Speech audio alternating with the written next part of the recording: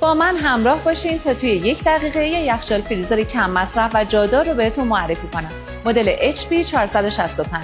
اگه دنبال یه یخچال اقتصادی، جادار و کم مصرف برای فضای محدود آشپزخونه‌تون هستین، مدل HP 465 با عرض 70 سانتی متر گزینه بسیار مناسبی براتون هست.